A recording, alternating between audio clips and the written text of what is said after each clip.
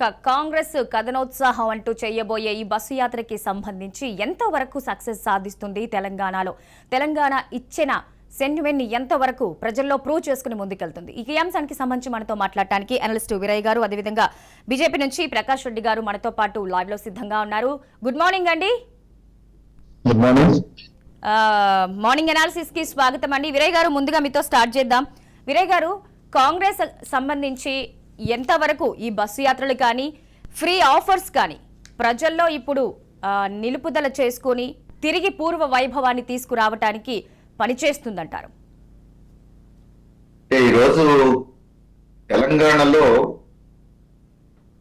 Automatic గా పోటీ BRS Congress మధ్యలోనే వచ్చిన తర్వాత సహజంగానే బీఆర్ఎస్ ప్రభుత్వం మీద రోజు రోజుకు అసంతృప్తి పెరుగుతున్నది అనేది ఒక వాస్తవం. అది అందరికీ తెలిసిన విషయమే.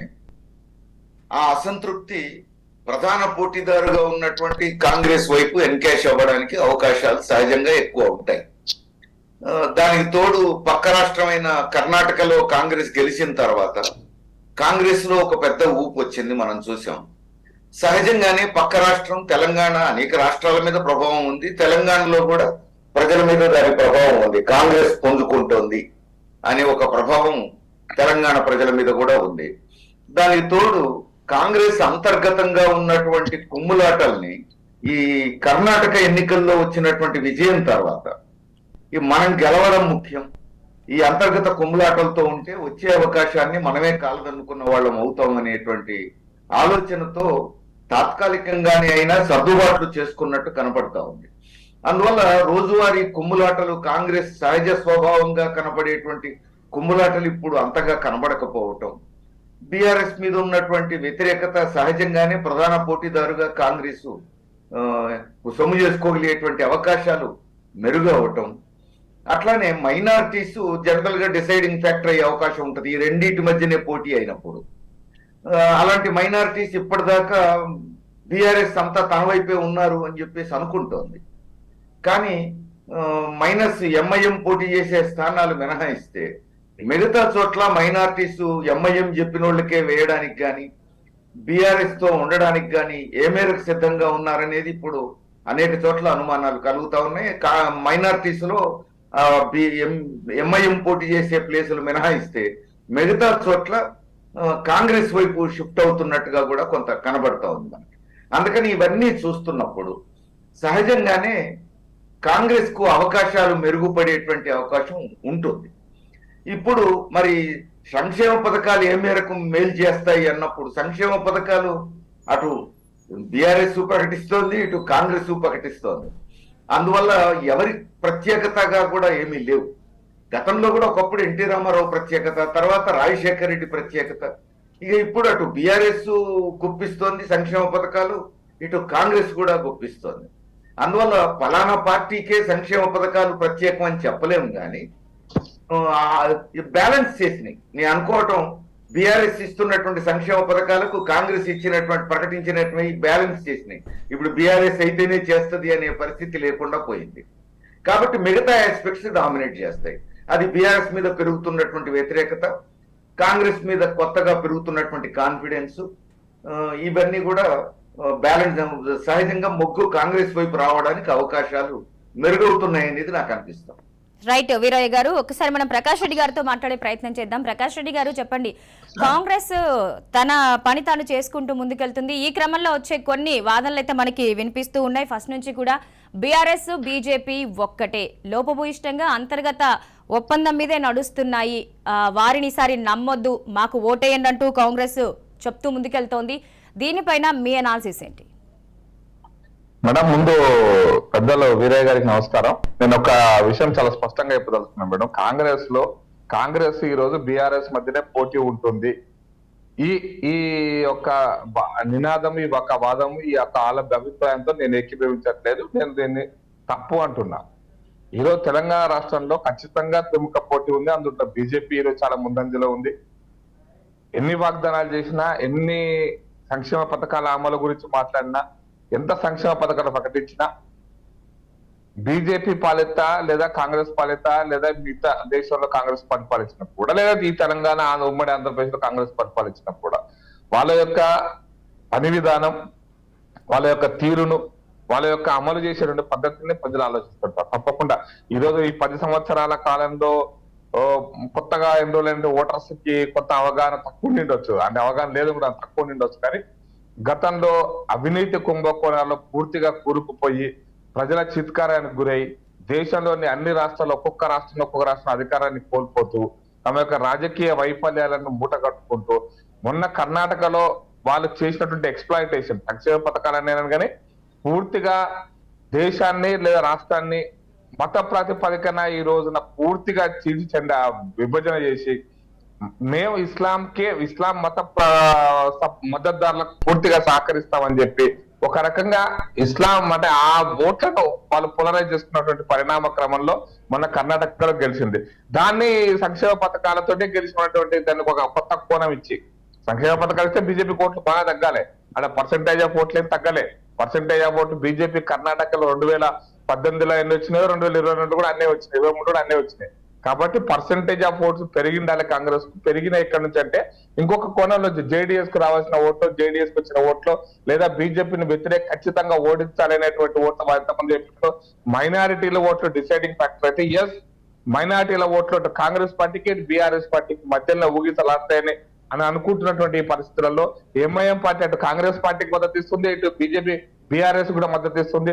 ఎవరు అధికారంలో ఉంటే వాళ్ళెంబడి తిరిగేటువంటి ఎంఐఎం పార్టీ, అధికారం వెంబడే ఉండేటువంటి ఎంఐఎం పార్టీ వాళ్ళు చెప్తే ముస్లిం అందరు ఇంటర్నెట్ కోణంలో ఆలోచిస్తూ ఈ రోజున తెలంగాణ ప్రకాష్ రెడ్డి గారు అంటే మీరు ఆ విజయానికి మతపరమైన అంశాన్ని జోడించడం కాకుండా ఇప్పుడు ఇంతకు ముందు మనకి వీరయ్య గారు చెప్పినట్టు ఏదైతే అన్ని సార్లు అధికారంలో ఉన్న పార్టీ మీద ప్రజలకి విసుగెత్తి అంటే ఒక్కసారి వేరే ఛాన్స్ ఇద్దామనే కోణంలో ఇక్కడ కూడా బీజేపీకి వ్యతిరేకతగా కాంగ్రెస్ కి గెలుపు వచ్చిందేమో అని అనుకోవచ్చు కదా.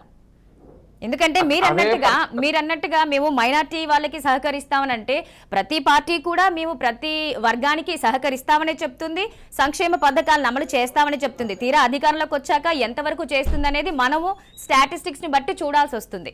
ఈ నేపథ్యంలో దీన్ని మనం ఇలా ఎందుకు చూడకూడదు? నేనేమంటా అంటే కరెక్ట్ గా మీరు చెప్పినటువంటి ఒక కోణం, ఒక యాంగిల్ లో మరి పంజాబ్ లో గతంలో అధికారంలో ఉన్నటువంటి కాంగ్రెస్ పార్టీ అంతకుముందు బాగా అధికారంలో ఉన్నటువంటి అకాలీదళ పార్టీలు ఈ పార్టీ కూడా తిరస్కరించారు కదా కర్ణాటక పంజాబ్ ప్రజలు. అట్లా ఉత్తరప్రదేశ్ లో కూడా అధికారంలో 10 సంవత్సరాలు అధికారంలో ఉన్న 5 సంవత్సరాల అధికారంలో బీఎస్పీని కానీ కాంగ్రెస్ పార్టీని కానీ బాగా తిరస్కరించారు కదా, ఎవరు ఉంటేలే కదా. అట్లా కర్ణాటకలో జేడీఎస్ పార్టీ కూడా తగ్గిన సీట్లు బాగా జేడీఎస్ పార్టీ కదా, తగ్గిన ఓట్ల పర్సెంటేజ్ కూడా జేడీఎస్ పార్టీ కదా. 6% తగ్గిన జేడీఎస్ పార్టీకి సంబంధించిన ఓటు షేరు నేనంటున్నా నా విశ్లేషణలో చెప్పదలుచుకున్న 6% ఏవైతున్నాయి కాంగ్రెస్ పార్టీకి పోయి. ఎందుకంటే బీజేపీ మీద వ్యతిరేకతతోటి జేడీఎస్ అక్కడ ఉన్నటువంటి మిగతా వర్గాలన్నీ కలిసి కాంగ్రెస్ పార్టీ గెలిపేయాలని ప్రయత్నం చేసినాయి. కాబట్టి కాంగ్రెస్ 41 వచ్చినాయి, బీజేపీ 16 వచ్చినాయి. అంతే తప్పిస్తే ఆడ కాంగ్రెస్ పార్టీ జేడీఎస్ బట్ బీజేపీకి బాగా దగ్గర కాంగ్రెస్ రాలే. అందుకోసమనే సంక్షేమ పథకాల గురించి మాట్లాడినా, పరిపాలన తీరు గురించి మాట్లాడినా ఇవన్నీ కూడా అధికార పార్టీకి వ్యతిరేకంగా పడాల్సిన ఓట్లు పడలే కదా. కాబట్టి నేననేట్టు నా విశ్లేషణ ఏంటంటే ఖచ్చితంగా ఇది ఒక కోణంలో ఒక యాంగిల్లో తీసుకొచ్చే ప్రయత్నం చేశారు కర్ణాటకలో. కానీ తెలంగాణలో కూడా అదే ప్రయత్నం కూడా చేస్తున్నారు. ఇటు అటు డిల్లెం చేసినా కూడా ఖచ్చితంగా తెలంగాణ ప్రజలు కాంగ్రెస్ పార్టీ, నేను మనకు స్పష్టంగా చెప్పిన 10 సంవత్సరాల క్రితం ఈ ఉమ్మడి ఆంధ్రప్రదేశ్ రాష్ట్రాన్ని పరిపాలించిన కాంగ్రెస్ పార్టీ ఏ విధంగా వ్యవహరించిందో, ఏ పద్ధతిలో వ్యవహరించిందో అట్లాగే ఉంటుంది. అదొక్కటే కాదు, కాంగ్రెస్ పార్టీలో బీఆర్ఎస్ పార్టీకి తేడా ఏం లేదు. కాంగ్రెస్ పార్టీలో గెలిస్తే బీఆర్ఎస్ పార్టీకి పోతారు, బీఆర్ఎస్ పార్టీలో ఏమంటే కాంగ్రెస్ పార్టీకి వస్తారు. ఇదే కదా రాజకీయ జరుగుతున్నది. కాబట్టి ఈ ప్రక్రియలో కాంగ్రెస్ పార్టీ జాతీయ రాజకీయాల్లో కూడా తమ యొక్క ప్రభావాన్ని కోల్పోయింది. దేశ రాజకీయాల్లో ప్రభావితం చూపించలేని పరిస్థితులకు వచ్చేసింది. జాతీయ నాయకత్వం కూడా బలహీనంగా ఉంది. జాతీయ నాయకత్వం తెలంగాణ రాష్ట్ర నాయకత్వాన్ని బలపరచలేదు. ఏదో వాళ్ళ కుటుంబం, నెహ్రూ గాంధీ కుటుంబం పేరు మీద ఇప్పటికీ నడుస్తుంది. ఆ కుటుంబమే ఈ రోజు పరిపాలన నిర్ణయిస్తుంది. కాబట్టి ఇంకా ఇక్కడ కేసీఆర్ కుటుంబం నిర్ణయిస్తుంది, అక్కడ ఢిల్లీలో నెహ్రూ గాంధీ కుటుంబం నిర్ణయిస్తుంది. గాంధీ అంటే మరి సోనియా గాంధీ కుటుంబం, వాళ్ళకి నెహ్రూ ఇందిరాగాంధీ పేరు మీద నడుస్తున్న కుటుంబమే ఇంకా అధికారాన్ని చలాయిస్తుంది.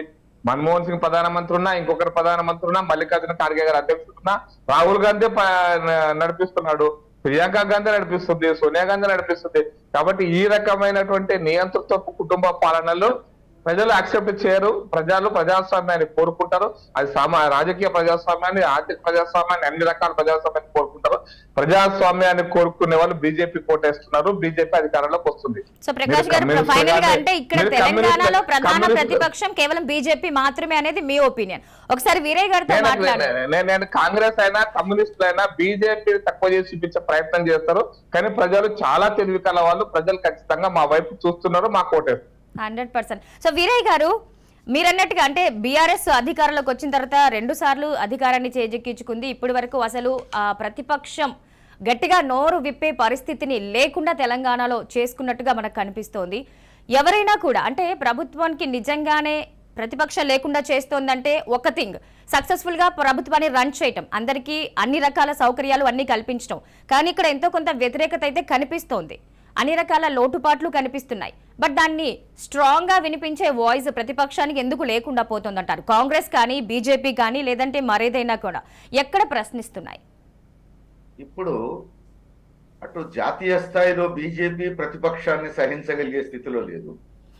రాష్ట్రంలో బీఆర్ఎస్ కూడా ప్రతిపక్షాన్ని సహించగలిగే స్థితిలో లేదు. నిన్ననే కేసీఆర్ గారు అన్నట్టుగా ఇవాళ పేపర్లో చూస్తున్నాం మనం, అసలు ప్రతిపక్షాలన్నీ చాలా ప్రమాదకరం అని చెప్పేసి. ఈ ధోరణే అప్రజాస్వామికం. ప్రతిపక్షాలను సహించలేకపోవటం, ప్రశ్నించడాన్ని సహించలేకపోవటం, ఈ ధోరణి అప్రజాస్వామికం, ప్రమాదకరం.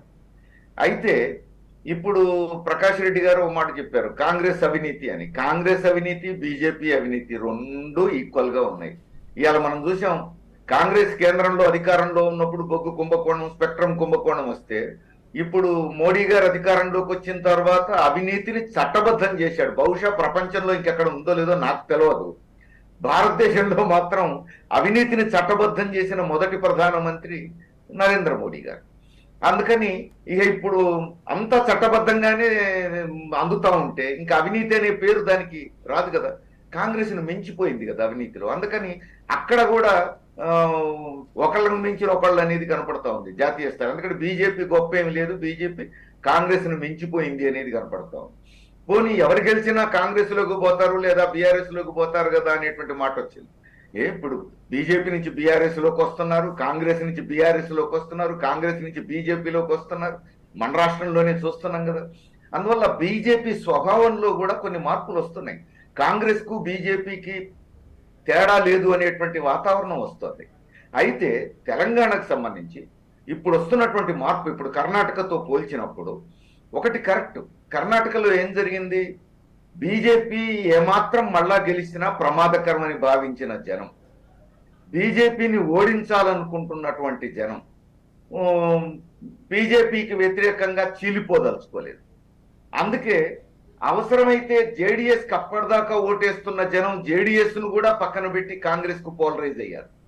జేడీఎస్ కూడా ఓడిపోయి కాంగ్రెస్ గెలిచింది. మీరు చూడండి, జేడీఎస్ కాంగ్రెస్ రెండు పోటీ చేసిన ప్లేస్ లో కూడా జేడీఎస్ ఓడిపోయి కాంగ్రెస్ గెలిచింది. బీజేపీ వ్యతిరేక ఓటు జేడీఎస్ వైపు చీలకూడదు అని జనం అనుకున్నారు. అంతా కాంగ్రెస్ కు పోలరైజ్ అయ్యింది, బీజేపీని ఓడించారు. తెలంగాణలో కూడా ఇప్పుడు మనం కాంబినేషన్స్ చూస్తూ ఉంటే, వాళ్ళ ప్రయోజనాలు చూస్తూ ఉంటే, బహుశా రానున్న రోజుల్లో బీజేపీకి బీఆర్ఎస్ అవసరం ఉన్నట్టు కనపడతా ఉంది. ఇప్పుడు ప్రస్తుతం బీఆర్ఎస్ కు బీజేపీ అవసరం ఉన్నట్టు కనపడతా ఉంది. ఆ రెండు పార్టీలు కూర్చొని ఏదో ఒప్పందం చేసుకున్నాయి అని అనడానికి ఏమీ ఆధారాలు ఎవరు చెప్పలేరు. కానీ మనం చూస్తే ఇప్పుడు బీజేపీ తెలంగాణలో ఇంకేమాత్రం పోటీలో లేదు అనేది అందరికీ అర్థమయ్యే విషయం, బీజేపీ నాయకులకు కూడా తెలుసు. కానీ ఇట్లా చర్చల్లో పాల్గొన్నప్పుడు మా పని అయిపోయిందని ఎవరు మాత్రం అంటారు? ఏ పార్టీ వాళ్ళు అనలేదు, మేము ఉన్నామనే చెప్పాల్సి వస్తుంది. కానీ వాస్తవం ఏంటి, బండి సంజయ్ గారు పేపర్ లీకేజీ కేసులో ఇరుక్కున్న దగ్గర నుంచి బ్రేక్ పడింది బీజేపీకి. నెక్స్ట్ కర్ణాటకలో బీజేపీ ఓడిపోయిన తర్వాత స్టాల్ అయిపోయింది అక్కడికిగా. ఇక బీజేపీ ముందుకు పోవట్లేదు, అయిపోయింది, ఇక్కడ బీజేపీ రేసులో లేదు అనేది వచ్చేసింది. అందువల్ల బీఆర్ఎస్ వర్సెస్ కాంగ్రెస్ అనేది ఈరోజు స్థిరపడ్డది.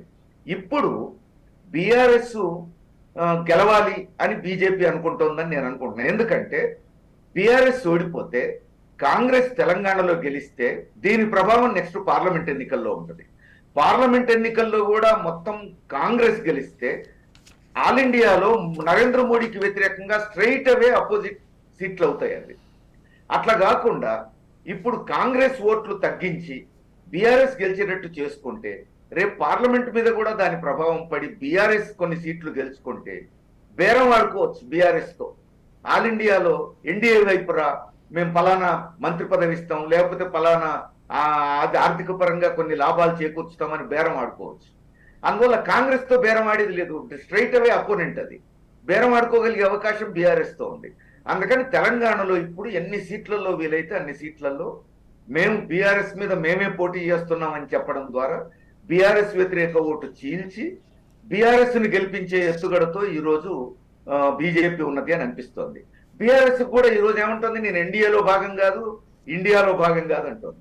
ఎందుకు అని అంటే ఆఫ్టర్ పార్లమెంట్ ఎలక్షన్స్ ఎన్డీఏ వచ్చే అవకాశం ఉంటే ఎన్డీఏలో మంత్రి పదవి తీసుకోవచ్చు, కాంగ్రెస్ వచ్చే అవకాశం ఉంటే కాంగ్రెస్ లో మంత్రి పదవి తీసుకోవచ్చు. అందుకే మీరు చూడండి, కేటీఆర్ గారి మధ్య 2-3 సార్లు అన్నారు, పార్లమెంట్ ఎన్నికల అనంతరం బీఆర్ఎస్ లేని మంత్రివర్గం ఉండదు, బీఆర్ఎస్ తో కూడిన మంత్రివర్గం ఏముంటది కేంద్రంలో అని స్పష్టంగా చెప్పారు. హరీష్ రావు గారు కూడా చెప్పారు. దాని అర్థం ఏంటి, వాళ్ళు ఎన్డీఏ వచ్చినా చేరతారు, ఇండియా వచ్చినా చేరతారని అర్థం వస్తుంది అందులో. వినయ్ గారు, ఒక్క నిమిషం అండి. మనతో మాట్లాడడానికి కాంగ్రెస్ అధికార ప్రతినిధి రవలిరెడ్డి గారు ఫోన్ లో సిద్ధంగా ఉన్నారు. గుడ్ మార్నింగ్ అండి రవలిరెడ్డి గారు. గుడ్ మార్నింగ్ అండి. రవలిరెడ్డి గారు, ఈ రోజు జరగబోయే ఈ బస్సు యాత్రకి సంబంధించి తెలంగాణ అంతా కూడా ప్రభావం చూపించే దిశగా చాలా స్ట్రాంగ్ గా స్కెడ్యూల్ అయితే వేసుకుంది కాంగ్రెస్ పార్టీ. తెలంగాణలో అధికారం దిశగా ఎంతవరకు ప్రభావం చూపించే అవకాశం ఉంది బస్సు యాత్ర కానీ, మీరు చెప్పే ఈ ఆఫర్స్ కానీ ఎంతవరకు ప్రజల్ని ప్రభావితం చేస్తాయి? ఇప్పుడు వరకు ఒక గవర్నమెంట్ కి అలవాటు పడిపోయిన ప్రజలు ఇప్పుడు అందులో నుంచి బయటకు వచ్చి, అంటే మీరు ఇచ్చే ఒక స్ట్రాంగ్ ఎవిడెన్స్ ఏంటి వాళ్ళకి, మీకు ఓటు వేయడానికి మీరు చూపించే ఒక స్ట్రాంగ్ ఇదే ఏం చూపిస్తున్నారు రవలి గారు? ఫస్ట్ ఆఫ్ ఆల్ మీకు ఛానల్లో ఉన్న పెద్దలకు, రాజ్ టీవీ వీక్షిస్తున్న ప్రేక్షకులందరికీ నమస్తే. ఈరోజు రాష్ట్ర వ్యాప్తంగా తెలంగాణ వ్యాప్తంగా ఏం జరుగుతుంది, ఏ రకంగా ఏ పార్టీ హవా ఉంది, ఏ నాయకుడిని ప్రజలు విశ్వసిస్తున్నారు అనేది పరిగణలోకి తీసుకోవాలి. ఈరోజు కేసీఆర్ గారు 2 సార్లు మేనిఫెస్టో పెట్టిండు, అనేకమైన హామీలు ఇచ్చి అవి తుంగలో తొక్కి కేవలం వాళ్ళ అవసరానికి నిమిత్తమే వాటిని వాడుకున్న విషయాన్ని మనం చూసాం. నిన్నటికి నిన్న ఏదైతే ప్రవల్లిక ఉదంతం విషయంలో అంటే 3-4 మాటలు మాట్లాడడం, అధికారులు ఒక మాట మాట్లాడతారు, మంత్రులు ఒక మాట మాట్లాడతాడు, కేటీఆర్ ఒక మాట మాట్లాడతారు, మళ్ళీ రాహుల్ గాంధీ గారిని కలుస్తారు అనే భయంతో తెల్లారికే ప్రగతి భవన్ కు పిలిపించుకొని వాళ్ళకు నయానా భయానా ఏ రకంగా వాళ్ళను ఇబ్బంది పెట్టే ప్రయత్నంలో వాళ్ళ మాటలు చెప్పే ప్రయత్నం చేస్తున్నారో ఒక్కసారి మనం ఆలోచించుకోవాల్సిన విషయం ఉన్నది. అంటే ఈ రోజు రాష్ట్రంలో ఏం జరుగుతుంది అంటే భయభ్రాంతుల కంటే వాళ్ళకి తలొగ్గి పనిచేసే వాళ్ళకే ఈరోజు అంటే నియంత్ర పరిపాలన కొనసాగుతున్నమాట వాస్తవం. కాంగ్రెస్ పార్టీకి 100% ఓటు అడిగే హక్కు ఉంది. ప్రజలు కాంగ్రెస్ పార్టీని నమ్మే అంత అది కూడా ఉంది, 100% నమ్మాలి. ఎందుకంటే 2009లో ఇచ్చిన మాటకు కట్టుబడి ఎన్ని ఇరు ప్రాంతాల్లో పార్టీ నష్టపోయినా కానీ 100% ఆ ప్రాంత ప్రజల భావోద్వేగాలకు ఆమె సోనియా గాంధీ గారు ప్రియారిటీ ఇచ్చి లేటుగా ఇచ్చిందంటే 2 ప్రాంతాల భావోద్వేగాలు ముఖ్యము, నాకు పార్టీ ముఖ్యం కాదు. ఆ రోజే 2010లో 2011లో ఇచ్చేది ఉంటే 2 రాష్ట్రాలు చక్కగా అటొక ముఖ్యమంత్రిని చేసి ఇటొక ముఖ్యమంత్రిని చేసి 2 రాష్ట్రాల అధికారంలో ఉండేవాళ్ళం. ఈ రోజు కేసీఆర్ ఉండకపోయే వాళ్ళు, వీళ్ళు ఇట్లా మాట్లాడే వాళ్ళ మాటలు కూడా ఉండకపోయే మాట వాస్తవం. కానీ అధికారం కాదు, 2 ప్రాంత ప్రజల భావోద్వేగాలు ముఖ్యము అనే రకంగా సోనియా గాంధీ గారు ఆలోచించిన మాట వాస్తవం. ఈ రోజు కూడా తెలంగాణలో అంటే ఏదైతే కాంగ్రెస్ పార్టీ ఇస్తే మాట తప్పదు, సోనియా గాంధీ గారు ఇచ్చిన మాటకు తెలంగాణ ఇచ్చింది కాబట్టి సోనియా గాంధీ గారి వారసత్వంగా కాకుండా భారత్ జోడో యాత్ర ద్వారా ప్రజల నుండి పడుతున్న కష్టాలు కానీ వాళ్ళు పడుతున్న వాళ్ళ జీవన విధానం కానీ తెలుసుకొని వాళ్ళకి ఏ హామీలు ఇస్తే వాళ్ళ జీవనం మెరుగుపడుతుందనే విషయంలో రాహుల్ గాంధీ గారు ఆ రకంగా నిర్ణయం తీసుకుంటున్నమాట వాస్తవం. ఈరోజు 100% ప్రజలు భారత్ జోడో యాత్ర ముందు రాహుల్ గాంధీ వేరు, భారత్ జోడో యాత్ర తర్వాత రాహుల్ గాంధీ గారు వేరు అనే రకంగా ఆలోచిస్తున్నారు. కాంగ్రెస్ కూడా తెలంగాణలో ప్రతి ఒక్క వర్గం, రైతులు కానీ, కర్షకులు కానీ, కార్మికులు కానీ, మహిళలు కానీ ప్రతి ఒక్క వర్గం కూడా ఈ రోజు కాంగ్రెస్ పార్టీ కావాలని కోరుకుంటున్నారు. ముఖ్యంగా నిరుద్యోగ యువత ఈరోజు విద్యా వ్యవస్థను పూర్తిగా నిర్వీర్యం చేసేసి ఏ రకంగా ప్రైవేట్ యూనివర్సిటీలకు పట్టం కట్టే విధంగా చదువుకున్న విద్యార్థి యువతకు ఉద్యోగాలు ఇవ్వకుండా కేవలం గొర్రెలు బర్రెలు చేపలు ఇచ్చి పంపిణీ చేసే విధానాన్ని కూడా ప్రతి ఒక్కరు గమనిస్తున్నారు.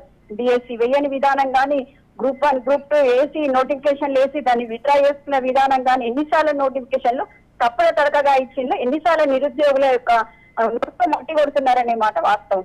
తెలంగాణ ఉద్యమంలో చనిపోయిన యువత కంటే తెలంగాణ వచ్చిన తర్వాత ఉద్యోగం లేకుండా చనిపోయిన యువత శాతమే ఎక్కువగా ఉన్నమాట వాస్తవం. వాళ్ళు బయటికి రావట్లేదు. అవి వచ్చినా గానీ వేరే కారణాలు చూపిస్తున్నారు. ఈయన అసలు నేను ఒక తల్లిగా బాధపడాలో లేకపోతే ఆ ప్రవళిక గారి తల్లిని ఏమనాలో అర్థం కావట్లేదు. ఒక కూతురు క్యారెక్టర్ ని కూడా అసెస్ చేసే విధంగా మాట్లాడడం అంటే చాలా బాధాకరమైన విషయం. అంటే వాళ్ళ మీద ఏ రకంగా ఒత్తిడి పెట్టింది అనేది ఇక్కడ ఖచ్చితంగా 100% కాంగ్రెస్ పార్టీ అధికారంలోకి రాగానే ప్రవళిక కుటుంబాన్ని ఏ రకంగా మద్దతు పెట్టిందో, ఏ రకంగా ఇబ్బంది పెట్టిందో, ఏ రకంగా భయభ్రాంతులకు గురి చేసిన అనే విషయాన్ని కూడా మేము వెలుగులోకి తీసుకొస్తాము. మొట్టమొదటిగా ప్రవళికకు కూడా న్యాయం చేస్తాము. ఆమె ఏ కాస్తో ఆత్మహత్య చేసుకుందో మిగతా విద్యార్థులు కూడా ఆ రకంగా సఫర్ కాకుండా చేసి ఉండే విధంగా మేము ఖచ్చితంగా ఒక ప్రణాళికబద్ధంగా ముందుకెళ్తాము. ఇట్లాంటివి ఇంకా పునరావృతం కాకుండా ఈరోజు ప్రతి ఒక్కరు కూడా మాకొద్దు ఈ కేసీఆర్ పరిపాలన అనే విధంగా ఉంటున్నారు. రైట్ రవళి రెడ్డి గారు, right, thank you so much అండి ఫోన్ లైన్లోకి అందుబాటులోకి వచ్చినందుకు. మొత్తానికి తన స్ట్రాంగ్ వాయిస్ అయితే వినిపిస్తోంది. కాంగ్రెస్ ఈ నేపథ్యంలో బస్సు యాత్ర చేస్తూ ముందుకు వెళ్లే విధంగా. ప్రకాష్ రెడ్డి గారు, మీరేం సమాధానం చెప్తారు? ఇప్పటి వరకు వీరే గారు చెప్పిన విశ్లేషణ ప్రకారం మీ ఒపీనియన్ ఏంటి?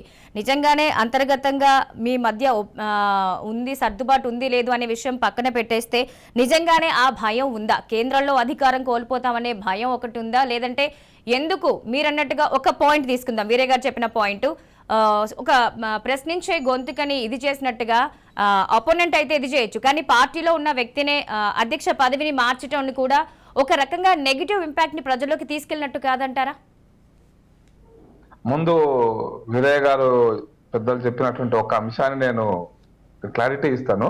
ఎస్, కర్ణాటకలో కాంగ్రెస్ పార్టీ విజయం సాధించింది.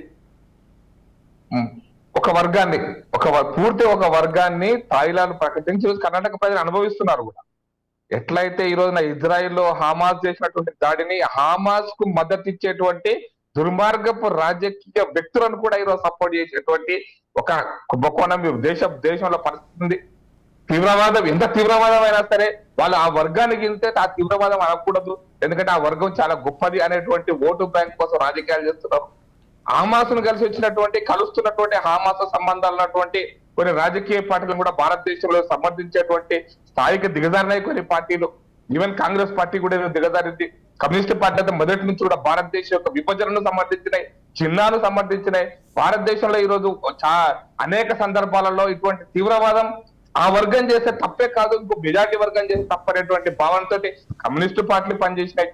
ఈవెన్ బీఆర్ఎస్ పార్టీ కూడా అదే కోణాన్ని చెందింది, అదే భావజాలంతో పనిచేస్తుంది. కాబట్టి మూడు పార్టీల యొక్క భావజాలం ఒక్కటే.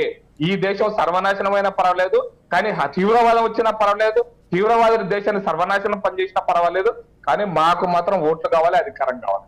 దేశ రక్షణ కంటే ఎక్కువ, దేశ రక్షణ పదవి ఉపయోగం, దేశ రక్షణ కంటే ఎక్కువ, దేశ భద్రత కంటే ఎక్కువ, దేశంలో తీవ్రవాదం కంటే ఎక్కువ, సరిహద్దు రక్షణ కంటే ఎక్కువ ఈ రోజున ఓట్లు చీలాలా మేము అధికారంలో రావాలన్నటువంటి భావజాలంతో పనిచేస్తున్నటువంటి బీఆర్ఎస్ పార్టీ, కాంగ్రెస్ పార్టీ ఒక్కటే అంటున్నా నేను. ఎందుకంటే 2004లో ఈ బీఆర్ఎస్ పార్టీ, ఈ కమ్యూనిస్ట్ పార్టీలే కాంగ్రెస్ పార్టీతో అధికారం పంచుకున్నాయి తప్పిస్తే బీజేపీతో అధికారం పంచుకోలేదండి.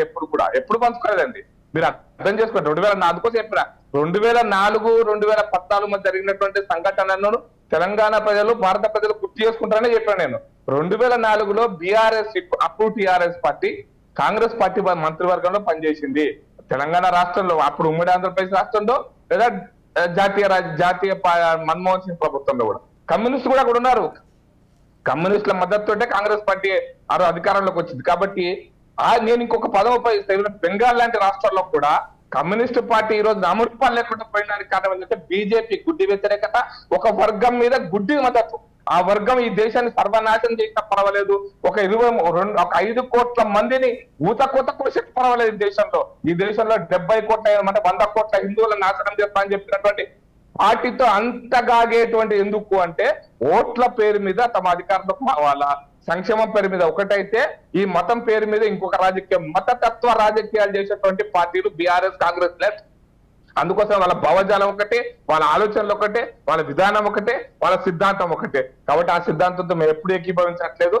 ఎప్పటికైనా ఖచ్చితంగా గుర్తుపెట్టుకోండి, ఈ రోజు 6 నెలల 3 నెలల ప్రజలు స్పందించిన రోజున, ప్రజలు తమ ఆలోచన మార్చుకున్న రోజున ఖచ్చితంగా ఈ పార్టీలను పాత్ర పెడతారు. ఇప్పుడు చాలా రాష్ట్రాల్లో కొన్ని పార్టీలను పాత్ర పెట్టేసారు. ఉత్తరప్రదేశ్ లో కాంగ్రెస్ పార్టీకి కానీ బీఎస్పీ పార్టీకి కానీ ఏమైంది, బెంగాల్లో కమ్యూనిస్టులు కాంగ్రెస్ లో ఏమైనారో అట్లాగే దేశ రాజకీయాల్లో కూడా ఈ మార్పు జరుగుతుంది. అది ఇవాళ కాకపోతే రేపు తప్పకుండా జరిగి తీరుతుంది. కాబట్టి నేను చాలా సూటిగా అంటున్నాను. నేను లేటెస్ట్ ఎగ్జాంపుల్ మీ యొక్క ప్రేక్షకులు మీరు చూస్తున్న వాళ్ళకి చెప్పడం కోసమే, ఇజ్రాయెల్ మీద హామాస్ దాడి, హామాస్ అనేటువంటి ఒక తీవ్రవాద మతోన్మాద సంస్థ, ఆ సంస్థకు అండగా నిలుస్తూ, ఆ సంస్థకు మద్దతు ఇస్తూ, ఆ సంస్థతో సంబంధాలు నెరుపుతున్నటువంటి కొన్ని రాజకీయ పార్టీలు ఈ తెలంగాణ గడ్డ మీద ఉంది. అదే ఎంఐఎం పార్టీ. ఆ ఎంఐఎం పార్టీతో అంట కాగడం అంటేనే తీవ్రవాదాన్ని మద్దతు ఇచ్చినట్టు నేను అంటున్నా. తీవ్రవాదానికి మద్దతు ఇచ్చినట్టు, ఆ దేశంలో కాదు ప్రపంచ తీవ్రవాదానికి కూడా మద్దతు ఇచ్చినట్టే. అటువంటి పార్టీతో అంటగాగే పార్టీలను ప్రజలు గుర్తిస్తారు, ఎరగవత రేపు గుర్తిస్తారు. ఖచ్చితంగా ఆ మద్దతు ఉన్నటువంటి పార్టీలకు, ఆ మద్దతు తెలుపుతున్న పార్టీలకు ఈ దేశ రాజకీయాల్లో ఖచ్చితంగా చరమగీతం పాడతారు. ఆ రోజు వస్తా నేను వెయిట్ చేస్తున్నాం మేడం, దానికోసం ఆ పోరాటం చేస్తున్నాం. కాబట్టి ఏదో తాత్కాలిక రాజకీయాల కోసం 1 రోజు 2 రోజుల కోసం అని కర్ణాటకలో లాగా చేస్తే దాని దేశ ప్రయోజనాలకు కాపాడలేదు. మేము దేశ ప్రయోజనాలే మాకు ముఖ్యం. కాబట్టి ఎన్నికల ఓటమి గెలుపులు పక్కన పెట్టేసి దేశ ప్రయోజనాల కోసం ఖచ్చితంగా తీవ్రవాదాన్ని మద్దతు ఇచ్చేటువంటి సంస్థలు, వ్యక్తులు, ఆ పార్టీలను ఖచ్చితంగా ఏదో ఒక రోజు బొంద పెట్టాల్సిన పరిస్థితి వస్తుంది. బొంద పెడతాం కూడా అని మాత్రం నమ్మకంగా చెప్పాలి. దానికోసమే నిన్న మన జరుగుతున్న పరిణామాలు ఏం జరిగినా, కర్ణాటకలో జరిగినటువంటి ఎగ్జాంపుల్ పెద్దలు చెప్పారు కాబట్టి చెప్తున్నా, ఈ రాష్ట్రంలో కూడా ఖచ్చితంగా భారతీయ జనతా పార్టీ ఫీల్డ్ లో ఉంటది కూడా. మీరు అదే కోణం అనుకుంటే కాంగ్రెస్ పార్టీకి 19 సీట్లు వచ్చినాయి మేడం అసెంబ్లీలో 2018లో. సరిగ్గా 6 నెలల తర్వాత ఎన్నికలు జరిగితే 2019 జూన్ లో, మేలోనే మనకి బీజేపీకి తెలంగాణలో 4 పార్లమెంట్స్ వచ్చిన 22 అసెంబ్లీ స్థానాల్లో మాకు మెజారిటీ వచ్చింది. కాబట్టి మేము ఈ పర్సెంటేజ్ ఇట్లా వచ్చింది, ఆ పర్సెంటేజ్ ఆ విశ్లేషణ పోలేదు, కానీ పోదలుచుకోలేదు. కానీ ఖచ్చితంగా ప్రజలు భారతీయ జనతా పార్టీ ఆదరించారు కాబట్టి 4 పార్లమెంట్స్ వచ్చినాయి. కాంగ్రెస్ కంటే పార్లమెంట్ సీట్ ఎక్కువ వచ్చింది. సర్కారు 16 అన్నటువంటి కూడా. ఒకవేళ ఊహించండి, ఒకవేళ కాంగ్రెస్ పార్టీకి మళ్ళీ అటువంటి పరిస్థితి వస్తే ఖచ్చితంగా బీఆర్ఎస్ చేరేది కాంగ్రెస్ పంచననే, కాంగ్రెస్ దగ్గరనే. ఎందుకంటే పార్లమెంట్ కూడా ప్రయత్నం చేస్తుంది. అయితే నేను మళ్ళీ ఫైనల్ ఒక్కటే మాట చెప్తా, ప్రతిపక్షాల నోరు మోయిస్తున్నారు అంటున్నారు కదా. నేనేమంటే ఏ రాష్ట్రాలలో అయితే ఈ పార్టీ ఉన్నాయో వాళ్ళని ఎట్లాంటి నోరు మూయించే ప్రయత్నం చేస్తున్నారో, కేరళ లాంటి రాష్ట్రాల్లో ప్రతిపక్ష నాయకులను దారుణంగా, అంటే భౌతికంగా మట్టు పెట్టేటువంటి పని, భౌతికంగా చంపేటువంటి పని, యాక్సిడెంట్ల పేరు మీద, గుడ్డన్ల పేరు మీద చంపుతున్నటువంటి చరిత్రను మనం చూస్తున్నటువంటి ఈ పరిస్థితుల్లో కేరళ లాంటి రాష్ట్రాల్లో ప్రతిపక్షం చంపేసే ప్రయత్నమే. భౌతికంగా చంపేయడం, రాజకీయ చంపేయడం కాదు. రాజకీయంగా చంపేయడం అనేది ప్రజాస్వామ్యంలో ఒక మంచి పద్ధతే కావచ్చు, కానీ భౌతికంగా చంపేయడం అనేటువంటిది ఒక రకంగా అది తీవ్రవాదమే అవుతుంది. ఆ తీవ్రవాదం పరోక్ష తీవ్రవాదం అది. అటువంటి తీవ్రవాద వ్యవస్థలను ఖచ్చితంగా ప్రజలు ఏదో రోజు ప్రజల పోరాటంలో, ప్రజాస్వామ్య పోరాటంలో, రాజకీయ పోరాటంలో ఖచ్చితంగా అంతరించిపోతాయి. ప్రజాస్వామ్యం పడవెళ్తుంది. ప్రకాష్ రెడ్డి గారు, అన్ని పార్టీలు దూసుకు వెళ్ళిపోతూ ఉన్నాయి ప్రచార పర్వంలో. ఇప్పటికీ అంటే ఎలక్షన్ నోటిఫికేషన్ వచ్చిన తర్వాత కూడా ఇంకా బీజేపీ ఎందుకు మరి అంటే ఇక్కడ అధికారాన్ని ఏర్పాటు చేసే దిశగా ముందుకు వెళ్దాం అనుకున్న క్రమంలో ఇంకా అభ్యర్థిని ప్రకటించకపోవడం కానీ, మీ పర్ఫెక్ట్ మేనిఫెస్టో ఏంటి అనేది కూడా ప్రజలకి తెలియచేస్తేనే కదా బీజేపీని నమ్మి ఓటేయడానికి ముందుకు రావాలి. బట్ ఒక క్లారిటీ ఇంతవరకు ఇవ్వలేదు, ఎందుకని? నేను ఒక విషయం చెప్తున్నా మేడం, మేము కాంగ్రెస్ పార్టీ లాగా ఈ 15 రోజులు, నెల రోజుల నుంచి మేము రాజకీయ పోరాటం చేయడం లేదు. మేము 3 సంవత్సరాలు 4 సంవత్సరాలు 2018లో, 14లో, 18లో, 19లో మా రాజకీయ పోరాటం కొనసాగుతూనే ఉంది. మా బండి సంజయ్ గారి పాదయాత్ర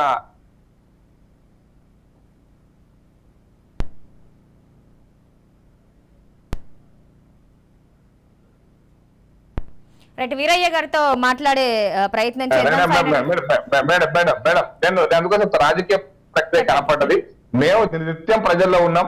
ఆఖరికి వడ్ల కొనుగోలు కోసం కూడా మేము పోతే, గ్రామాలకు పోతే, కళ్ళాలకు పోతే భౌతికంగా దాడి చేసి, రాళ్లతో దాడి చేసి, కొట్టి, పోలీసులు లాఠీచార్జ్ చేసి, ఇప్పుడు బీఆర్ఎస్ నాయకులు రాళ్లతో మా కార్లు బలగొట్టినా, మా వల్ల నెత్తులు బలగొట్టినా మేము రైతుల తరఫున పోరాటం చేసినాం, విద్యార్థుల తరఫున పోరాటం చేసినాం, ఉద్యోగుల తరఫున పోరాటం చేసినాం, బలహీన వర్గాల తరఫున పోరాటం చేసినాం. కాబట్టి మా పోరాటాలు ఏదో 15 రోజుల కోసం, 2 రోజుల కోసం, ఓట్ల కోసం కాదు, ప్రజల సంక్షేమం కోసం, ప్రజల అభివృద్ధి కోసం, ప్రజల పక్షాన పోరాటం చేసినాం. కాబట్టి మమ్మల్ని ప్రజలు ఆ విధంగానే ఆదరిస్తారు. మీరు ఎన్నికల ముందు 15 రోజుల ముందు ఓహో ఆయన అడావుడి చేస్తే అయ్యేది లేదు, పోయేది లేదు అని రైట్ ప్రకాష్ గారు, మీ వాదన అయితే వినిపించారు.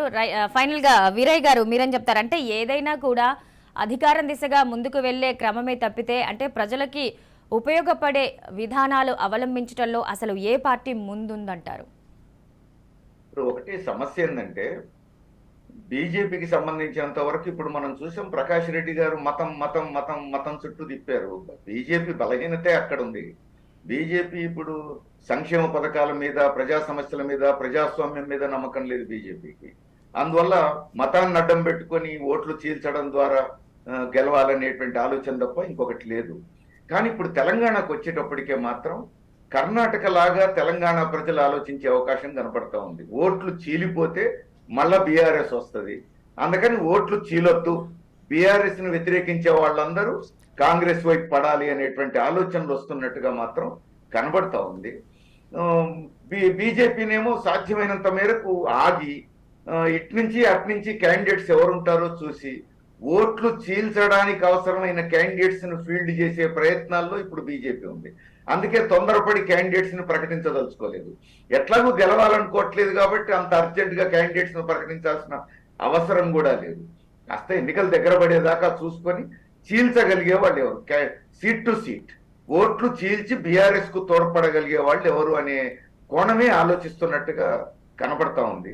అందువల్ల ఇప్పుడు సంక్షేమ పథకాలు మాత్రం ఖచ్చితంగా ప్రజల్లో పనిచేస్తాయి. ఇప్పుడు బీజేపీ సంక్షేమ పథకాలకే వ్యతిరేకం. ఉచితాలు అనుచితం అని చెప్పేసి సుప్రీంకోర్టుకే కేంద్ర ప్రభుత్వం తన అభిప్రాయం చెప్పింది. బీజేపీ నాయకుడే ఉచితాల పేరుతో సంక్షేమ పథకాలకు వ్యతిరేకంగా కోర్టుకు పోయాడు. కానీ ఇక్కడ కాంగ్రెస్ సంక్షేమ పథకాలు చెప్తుంది, బీఆర్ఎస్ సంక్షేమ పథకాలు చెప్తుంది. ఆ సంక్షేమ పథకాలేమో బ్యాలెన్స్ అయినాయి, ఎవరు వచ్చినా అమలు జరుపుతారు ఈ ఇద్దరులో అనేది వచ్చింది. కాబట్టిగా బీఆర్ఎస్ కాస్త నియంతృత్వ పోకడలు, ఏకపక్ష పోకడలు, కొన్ని గతంలో ఇచ్చినటువంటి హామీలు అమలు జరపకపోవటం, పెరిగినటువంటి ఈ అసంతృప్తి సహజంగానే ఇప్పుడు కాంగ్రెస్ వైపు సొమ్ము చేసుకునేటువంటి అవకాశం కనపడతా ఉంది. అందుకని వస్తున్న పరిణామాలన్నీ చూస్తే, అటు కర్ణాటక పరిణామం చూసినా, ఇప్పుడు రాష్ట్రంలో జరుగుతున్న పరిణామాలు చూసినా, రానున్న రోజుల్లో హోరాహోరీగా జరుగుతోంది. ఇప్పుడు ఖచ్చితంగా పలానోళ్లకు పూర్తి మొగ్గు వచ్చిందని ఈ రోజే అనలేము, కానీ క్రమంగా ఆ మొగ్గు కాంగ్రెస్ వైపు ఉండే అవకాశం కనబడుతోంది అనేది స్పష్టంగా మనం చెప్పుకోవచ్చు. అంటే వీరయ్య గారు, ప్రకాష్ గారు మీరేమంటారు? నిజంగానే అంటే ఉచితాలకి సంబంధించి ప్రజలు ఏదో కామ్యామ్యాలకి అప్పటికప్పుడు ఇది చేసినా కూడా ఎంతవరకు దాన్ని కంప్లీట్ గా ఇస్తోంది? ఇప్పుడు బీఆర్ఎస్ ప్రభుత్వం ప్రకటించినట్టుగా రైతు బందో, దళిత బందో, లేకపోతే మరేదైనా కూడా అందులో కూడా మనకు కొన్ని లోటుపాట్లు కనిపిస్తున్నాయి, ఓపెన్ గానే కనిపిస్తోంది. అంటే చాలా తక్కువ మందికి ఇవ్వడం, ఇచ్చిన వాళ్ళలో కూడా అందులో ఎవరో ఒకరు అధికార నేతలకి సంబంధించి కమిషన్లు ఇస్తేనే వాళ్ళ వరకు వెళ్తున్న క్రమం కనిపిస్తోంది. దీన్ని గట్టిగా ఎందుకు పాయింట్అవుట్ చేయలేకపోతోంది ఏ ప్రతిపక్షమైనా? నేను మేడం, తెలంగాణ బంగారు తెలంగాణ, ఇది బీఆర్ఎస్ పార్టీ. తెలంగాణలో ప్రజలు చాలా ఆనందంగా ఉన్నారు, సంతోషంగా ఉన్నారు. మా సంక్షేమ పథకాలతోటి అద్భుతమైనటువంటి జీవన ప్రమాణాలు పెరిగినాయి. కానీ తెలంగాణ రాష్ట్రంలో 93 లక్షల తెల్ల రేషన్ కార్డు, 1,10,00,000 కుటుంబాలు ఉంటే 93 లక్షల కుటుంబాలకు తెల్ల రేషన్ కార్డు ఉన్నాయంటే మీ లెక్కన, ప్రజల లెక్కన కానీ సిద్ధాంతం మన రూల్ ప్రకారం కూడా వాళ్ళందరూ నిరుపేదలనే అర్థం కదా. వాళ్ళందరికీ బియ్యం పోతున్నాయంటే నిరుపేదలనే అర్థం కదా. 1 రూపాయికి 20 బియ్యం పోతున్నాయి, ఉచిత బియ్యం అయిపోతున్నాయి అంటే నిరుపేదలే. అంటే 93 లక్షల కుటుంబాలు ఇప్పుడు నిరుపేదలు తెలంగాణ. మరి బంగారు తెలంగాణ అనేది ఎట్లా? ఒకటి. రెండో విషయం ఏంటంటే, నేను ఒక చిన్న లాజిక్ చెప్తాను. తెలంగాణ రాష్ట్రంలో గత 8-10 సంవత్సరాలు, 9 సంవత్సరాల కాలంలో బీఆర్ఎస్ పార్టీ ఒక 20-25 లక్షల కోట్ల రూపాయలు, 20 లక్షల కోట్ల పైగా బడ్జెట్లు పెట్టింది. ప్రతి సంవత్సరం 1,50,000 నుంచి మొదలై 2.5 లక్షల దాకా పోయింది. నేను అడుగుతానంటే, అట్లా అభివృద్ధి కోసం పెట్టింది 4 లక్షల కోట్లు, సంక్షేమం కోసం పెట్టింది, మిగతా వాటి కోసం పెట్టింది 16 లక్షల పైచి కోట్లు. కర్ణాటకలో కూడా ఇలా పరిస్థితి, ఎమ్మెల్యేలు పోయి రిప్రజెంటేషన్ చేస్తున్నారు. మా ఊర్లో రోడ్డు వేద్దామంటే పైసలు లేవు, మా ఊర్లో పలానా చిన్నది కట్టిద్దామంటే పైసలు లేవు. ఆఖరికి కరెంటు బల్బు ఏదైనా రోడ్డు మీద, మున్సిపాలిటీలో రోడ్డు మీద బల్బు ఎగిరిపోతే సర్పంచో లేదా మున్సిపల్ వార్డు మెంబరో, మున్సిపల్ కౌన్సిలర్ పెట్టుకోవాలి తప్పిస్తే ప్రభుత్వం దగ్గర పైసలు లేవు. ఈ స్థాయిలో దిగజారింది అంటే ప్రభుత్వము సంక్షేమాన్ని, అభివృద్ధిని రెండును సమతూకంగా చేయకుండా ఓట్ల కోసం సంక్షేమమే, ఓట్ల పేరిట సంక్షేమం. అంటే ఈ రోజు మీరు ఎవరి కోసం చేస్తున్నట్టో నాకు అర్థం కాలేదు. ఇప్పుడు హైదరాబాద్ చుట్టూ మీకు రైతు బంధు గురించి అడిగారు కాబట్టి చెప్తున్నా. రైతు బంధును కాలేజీ ఓనరు ఆయనకి 25 ఎకరాలు కొనుక్కొని పెట్టుకున్నాడు. ఎందుకు పెట్టుకున్నాడు? ఒక మూలగా కాలేజీ కట్టుకున్నాడు, మిగతా 25 లక్షలు 25 ఎకరాలు ఆయనకు ఉంది. ఆయనకు 2.5 లక్షలు మాత్రం రైతు బంధు పోతుంది. ఇది ఏ కొన చూడాలా? ప్లాట్ కన్వర్ట్ చేసుకున్నారు. ప్లాట్లకు వాళ్ళకు కూడా 2.5 లక్షల కొట్టు 25 ఎకరాలు 2.5 లక్షల కొట్టు ఆయనకు పోతుంది. అంటే ప్రజాధనాన్ని మీరు ఎవరికి దోచి పెడుతున్నారంటే ఓట్ల కోసం, ఓట్ల పేరు మీద ఎవరికైనా దోచి పెట్టామనేటువంటి స్థాయిలో ఈరోజు వచ్చేసినారు. మీరు అంటే నేను మీకు ఇంతకుముందే బెస్ట్ ఎగ్జాంపుల్, ఇప్పుడు హైదరాబాద్ నగరంలో మున్సిపల్ ఎలక్షన్స్ కంటే ముందు వర్షాలు వచ్చి మునిగిపోతే 6 అంతస్తులు ఉన్న వాళ్ళకు 10,000 రూపాయలు ఇస్తామన్నారు మేడం. 6 అంతస్తులు మునిగిపోతారు. 6 అంతస్తు గ్రౌండ్ ఫ్లోర్ లో మునిగిపోతా కానీ 5th ఫ్లోర్ లో మునిగిపోతా అనేటువంటి భావజాలం. అంటే ఈ పద్ధతిలో సంక్షేమ పథకాలు కర్ణాటక చూస్తున్నాం కదా. మీరు కర్ణాటకలో కూడా ఏం చేశారు? అన్ని సంక్షేమ పథకాల పేరు మీద టర్మ్స్ అండ్ కండిషన్స్ అప్లై. మహిళలకు ఫ్రీ బస్ అన్నారు. మహిళలకు ఫ్రీ బస్ ఎక్కడ? ఎక్స్ప్రెస్ లో లేదు, ఏసీ బస్సు లేదు, ఈ బస్సు లేదు, ఆ బస్సు లేదు, అన్ని పక్కన పెట్టేసి పల్లె వెలుగు బస్సులు. అది కూడా ఎవరికి? ఉద్యోగస్తులకు కాదు, వీళ్ళకి కాదు, వాళ్ళకి కాదు, ఈ నిరుపేదలకి. అవి ఎంత దూరము? మొత్తం మీ ఊరు నుంచి 100 కిలోమీటర్ల కాదు, అది 20 కిలోమీటర్లు మాత్రమే, పొలిమేరలకు మాత్రమే. ఇన్ని టర్మ్స్ అండ్ కండిషన్స్ అప్లై చేసినటువంటి బస్ కిరాయి. భార్య ఒక లాజిక్ చెప్తా. భార్య భర్త ఇద్దరు కలిసి ఒక ఊరికి పోతారు, ఒక ఊరి నుంచి ఒక ఊరికి.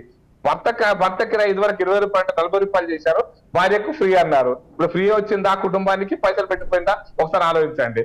భార్యకు ఫ్రీ, భర్తకు 20 40 అవుతుంది. మరి ఇదేంటి? అంటే భార్య భర్తకు 20 చెప్పాలి. అంటే నాకు ఫ్రీగా ఇచ్చినట్ట కానట్ట కర్ణాటక ప్రజలు కూడా ఆలోచిస్తున్నారు. కాబట్టి కర్ణాటకలోనే పూర్తిగా విఫలమైన సంక్షేమ పథకాలు. ఎందుకంటే బడ్జెట్ కు మించి. అచ్చా, ఇంకా ఇంట్రెస్టింగ్ అంటే తెలంగాణ రాష్ట్రంలో కూడా టీఆర్ఎస్ పాలన సంక్షేమ పథకాలు బాగుంటాయంటే నేను ఒక మాట చెప్తున్నా. మేము మొత్తం తెలంగాణ రాష్ట్రంలో మద్యాన్ని మేము నియంత్రిస్తాము, మద్యం అమ్మకాలు నియంత్రిస్తాము. లేదా మద్యానికి గతంలో 4,000 కోట్లు మద్యం అమ్మకాలు కాదు, మద్యం యొక్క ఆదాయం, ప్రభుత్వ ఆదాయం 44,000 కోట్లకు పోయింది. ఇది మేము ఖచ్చితంగా బీహార్ లాగా మేము నియంత్రిస్తాం చెప్పగలుగుతాం. ఏదైనా పార్టీ ఈ రోజున ఉందా? అట్లా ఉంటే సంక్షేమ పథకాలు రావు. మేము భూములు అమ్మకుండా, ప్రభుత్వ భూములు అమ్మకుండా, మేము ప్రభుత్వం దగ్గర ఉన్నటువంటి ఆదాయాలు అమ్మకుండా మేము తీసుకొస్తాం, సంక్షేమ పథకాలు అమలు చేస్తాం చెప్పగలిగే ధైర్యం ఉందా? చెప్పండి, మేనిఫెస్టోలో చెప్పండి. 1 ఎకరా ప్రభుత్వ భూమిని కూడా మేము అమ్మమని కాంగ్రెస్ పార్టీ రాష్ట్రమని చెప్పండి. మేము సంక్షేమ పథకాల దీని అమలు కోసం ఒక ప్రభుత్వ ఆస్తిని 1 ఎకరాన్ని కూడా అమ్మమని రాసివ్వనండి, మద్యాన్ని నియంత్రిస్తామని రాసివ్వనంటే రాసియలేదు. ఎందుకు అంటే కర్ణాటక కూడా జరుగుతుంది అదే. కర్ణాటకలో కూడా కండిషన్స్ అప్లై అయిన కాడ ఈ రోజున కర్ణాటకలో ఇంకా అదొకటే కాదు, కాంట్రాక్టర్ల ఇండల్లో ఎట్ట పైసలు వస్తుంది చూస్తారు కదా. బీజేపీ మీద ఆరోపణ చేసిన 40% అని చెప్పి, ఆ 40% అని ఆరోపణ చేసిన ఆయన ఇంట్లో 42 కోట్ల రూపాయల దొంగ సొమ్ము దొరికింది. అది ఎవరి సొమ్ము? అది ప్రజల సొమ్మా, ఆయన సొమ్మా? ఇంకో కాంగ్రెస్ నాయకుడు ఉంటే 40 కోట్ల దొంగ సొమ్ము దొరికింది. ఈ మధ్య కాలం 2 రోజుల క్రితమే కదా, ప్రజలు చూస్తూనే ఉన్నారు కదా. ఈ దొంగ సొమ్ము ఎవరిది? ఈ అవినీతి సొమ్ము ఎవరిది? బీజేపీదా? బీజేపీ మీద బట్టగాల్చి మీద వేసేటువంటి ప్రయత్నం చేసినారు. అప్పటికి కూడా బీజేపీకి ప్రజల మద్దతు తగ్గలేదు. మీకు ఒక వర్గం ప్రజల మద్దతు పెంచుకునే ప్రయత్నంలో మేము అన్ని చేస్తాం, ఇక్కడ ఇది చేస్తాం, అక్కడ అది చేస్తాం. ఆఖరికి హైదరాబాద్ లో మేము చార్మినార్ తీసుకుపోయి పేద కట్టేస్తాం. హైదరాబాద్ ఉన్నటువంటి అన్ని మీరు చచ్చిపోయినా పర్వాలేదు, మీ ఓల్డ్ సిటీలో మీ పాత నగరం మూసి వైపున మీరు బతికినా పర్వాలేదు, చచ్చినా పర్వాలేదు, కానీ వాళ్ళకు మాత్రం మద్దతు మాకు కావాలి. మా ఒక వర్గం ఓట్లు చీరొద్దు అంటే ఏం చీరొద్దు? ఎట్లా చీరొద్దు? మేము ఈ ఫలానా పని చేస్తాం కాబట్టి చీరొద్దు అని మతం పేరు మీదనే స్థాయిలాలు ప్రకటించేటువంటి స్థాయికి రాజ్యాంగ విరుద్ధంగా దిగజారినటువంటి పార్టీలు ఈ రాష్ట్రంలోనే, వాళ్ళకు మద్దతు ఇచ్చే పార్టీలు కూడా చాలా ఉన్నాయి ఈ రాష్ట్రంలో. కాబట్టి నేను ఆ కోణంలో ఎంత ఆలోచించినా నేను మళ్ళీ స్పష్టంగా చెప్తున్నా, సంక్షేమ పథకాల విషయంలో బీజేపీ కేంద్ర ప్రభుత్వం, నేను అందుకో చెప్తున్నా, ఈ రాష్ట్రంలో కూడా కేంద్ర ప్రభుత్వం రోడ్లు వేస్తున్న మౌలిక వసతులు కల్పించడంలో నేను మళ్ళీ ఒక మాట నేను వార్నింగ్ కూడా ఇస్తున్నాను మేడం. అభివృద్ధిని కనుక కుంటుపరిస్తే రాబోయే రోజుల్లో సంక్షేమం కూడా బతకదు. ఇది అర్థం చేసుకోగలిగితే ప్రజలు అర్థం చేసుకుంటాం. అభివృద్ధిని సంక్షేమాన్ని 2 పట్టాలుగా తీసుకోవాలి. నిరుపేదలకు సంక్షేమం అందాలి, ధనవంతులు పన్నులు కట్టాలి, దాంతో పాటు అభివృద్ధి కూడా కొనసాగాలి. ఇది బంద్ అయిపోయింది తెలంగాణలో. అభివృద్ధి లేదు, దవాఖాలు కట్టేది లేదు, లేకపోతే చేసిన అప్పుల మీద ఇంట్రెస్ట్లు, ఈ ఇంట్రెస్ట్ తోటి ఇది సంక్షేమం అనుకుంటే కర్ణాటక సంక్షేమం ఏమవుతుందో మనం చూస్తున్నాం. వచ్చే 4-3 సంక్షేమం కూడా ఆగవాగం అయితే అని మాత్రం చెప్పదలుచుకున్నా. ఈ ఆగవాగం అయ్యే పనిలో సంక్షేమం పేరు మీద ఓట్ల సంక్షేమం పేరుతో. రైట్ వీరయ్య గారు, మీరు చెప్పండి. అంటే సంక్షేమం పేరుతో ప్రజల్లో సంక్షోభాన్ని సృష్టిస్తుందంటారా? ఏదైనా కూడా అంటే యాజ్ ఏ అనలిస్ట్గా ప్రజలకి కావాల్సింది సంక్షేమ పథకాల, లేదంటే మౌలిక వసతులు, విద్యార్థులు చదువుకోవడానికి ఒక స్ట్రాంగ్ విద్యా వ్యవస్థ, అండ్ ఉద్యోగులకి మనకి ఆన్ టైంలో చదువు అయిపోయిన తర్వాత మన వయసు దాటిపోక ముందే ఒక ఉద్యోగం సంపాదించి తన కుటుంబాన్ని తాను పోషించుకోగలిగే సత్తానా? ఇప్పుడు సంక్షేమ పథకాలకు మౌలిక వసతులకు అభివృద్ధికి పోటీ పెట్టి చూడటమే ఒక ప్రమాదకరమైనటువంటి ధోరణి. ఎందుకంటే ఇప్పుడు సంక్షేమ పథకాలు అమలు జరిపితే సమాజం అంతా ఏదో తలకిందులైపోతుంది అని చెప్పేసి చెప్తున్నటువంటి వాళ్ళు, ధనవంతులు పన్నులు కట్టాలి అని చెప్తున్న వాళ్ళు, ఇప్పుడు మోడీ ప్రభుత్వం చేసిన పనేంటి? కార్పొరేట్ పన్ను 10% తగ్గించింది. అంటే ఈ దేశంలో అత్యధిక సంపన్నులుగా ఉన్నటువంటి వాళ్ళు, అతిపెద్ద సంపన్నులుగా ఉన్నటువంటి వాళ్లకు రాయితీ. వాళ్ళకి ఎందుకు రాయితీ ఇవ్వాలి? వాళ్ళకి ఇంకా పన్ను పెంచాలి కదా. వాళ్ళకి ఇంకా పన్ను పెంచితే ప్రభుత్వానికి ఆదాయం వస్తుంది, ప్రజలకు ఎంతో కొంత మేలు చేయొచ్చు. అందుకని కార్పొరేట్ సంస్థల్ని మేపడం, సాధారణ ప్రజలకు ఏమైనా మేలు చేస్తే ఆ సంక్షేమం పేరుతో ప్రమాదం చేస్తున్నారు అని చెప్పేసి ఆందోళన వెలుగుచ్చడం అనేటువంటిది ఒక ప్రమాదకరమైన ధోరణి మన దగ్గర ఉంది. ఇక రెండోది, మద్యం గురించి చాలాసేపు చెప్పారు. మద్యం గురించి అంతసేపు మాట్లాడుకోవాల్సిన అవసరం లేదు ఇప్పుడు. ఎందుకంటే కరోనా కాలంలో దేశంలో మద్యం అమ్ముకోవడానికి లైసెన్సులు ఇచ్చింది మోడీ ప్రభుత్వం. మనందరం చూసాం, టీవీల్లో అందరం చర్చించాం. ఇదెక్కడి కథ? అసలు కరోనా కాలంలో మందు బాబులను మందు తాగి బతకమని చెప్పడం ఏమిటి అని చెప్పేసి. కానీ మోడీ ప్రభుత్వం లైసెన్సులు ఇచ్చేసింది.